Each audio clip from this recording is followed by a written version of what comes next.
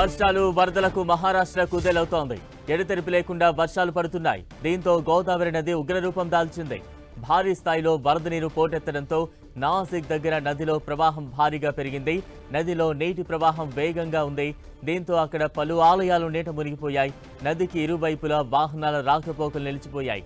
లోతట్టు ప్రాంతాల ప్రజలు అప్రమత్తంగా ఉండాలని అధికారులు సూచిస్తున్నారు. ఇప్పటికే వందలాది మందిని సురక్షిత ప్రాంతాలకు తరలించారు.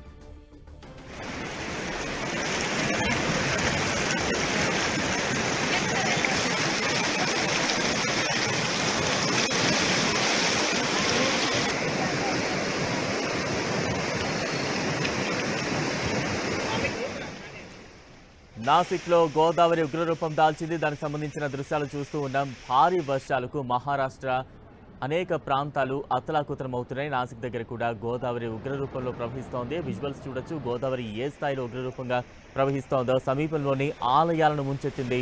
మరోవైపు ఆ నదికి ఇరువైపులా రహదారుల్లో ప్రయాణించేందుకు కూడా తీవ్ర ఇబ్బందులు పడుతూ ఉన్నారు. ప్రస్తుతం నాసిక్లో అయితే చాలా ఉగ్రరూపంగా గోదావరి ప్రవహిస్తున్న దృశ్యాలు ప్రస్తుతం మనం స్క్రీన్ మీద చూస్తూ ఉన్నాం.